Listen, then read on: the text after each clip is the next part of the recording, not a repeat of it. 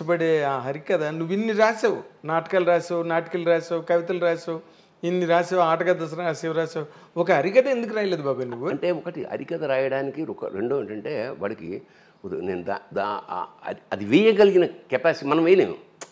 సంగీత సాహిత్య సమలంకృతం అంటే హరికథ, ఎందుకంటే వాడు డ్యాన్స్ చేయాలి. ఒకటి కాదు, వాడు సమస్త కళారూపాల సమాహారం, వాడు డ్యాన్స్ రావాలి, చిడతలు కొట్టాలి, కరెక్ట్గా టైంకి ఎక్స్ప్రెషన్స్ ఇవ్వాలి, ఈ సంగీతంతో బ్యాలెన్స్ అవ్వాలి. ఇన్ని ఎవరికి అవుతుంది?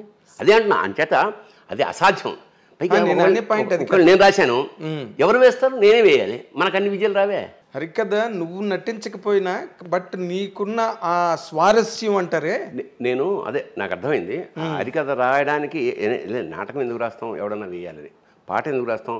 పాట ఎప్పుడు పూర్తవుతుంది? ఎవడన్నా పాడినట్టు. అంతే కదా, రాసి ఉపయోగం ఉంది.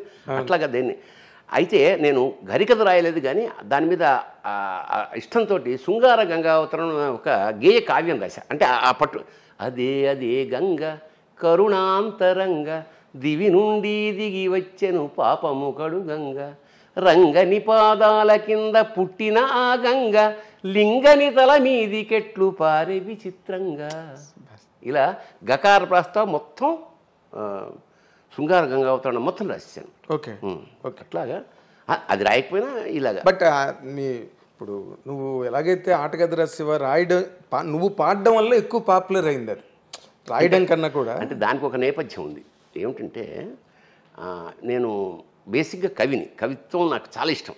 నేను ప్రబంధ కావ్యాలు, ఇప్పుడు మా నాన్నగారు చిన్నప్పుడు పెద్ద పండితుడు కాకపోయినా మా ఇంట్లో కుమార సంభవం, మేఘ సందేశం ఇవన్నీ ఉండేవి.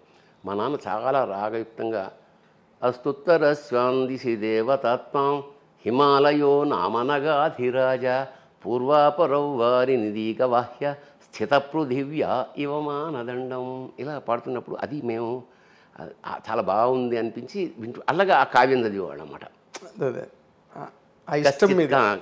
కశ్చిత్ కాంత విరహ గురుణా స్వాధికారా ప్రమత్వ శాపేనాస్తం గమిత మహిమ వర్షభోగ్యేన భర్తృ యక్షశ్చక్రే జనకతనయ స్నానపుణ్యోదకేషు స్నిగ్ధఛాయా తరుషి వసతిం రామగిర్యాష్. అసలు కాళిదాస్ ఎందుకు గొప్పవాడు అనేది అప్పుడు మాకు చిన్నప్పుడే. మేఘ సందేశం అనేది విరహానికి సంబంధించిన కావ్యం. ఫస్ట్ శ్లోకంలోనే ఏం చెప్పేస్తారంటే అది రామగిరి. ఇక్కడ జనకతనయ స్నానపు ఆ నీళ్ళు ఎలాంటివంటే జనకతనయ అయిన సీత స్నానం చేయడం వల్ల పుణ్య నదీ జలాలు అవి. సో సీతకి రాముడికి లింకు పెట్టి ఇది విరహానికి సంబంధించిన కథ అని ఫస్ట్ శ్లోకంలోనే కాళిదాస్ చెప్పేస్తాడు.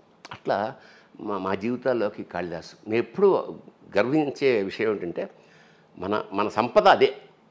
ఈ పుస్తకాలే నా సంపద.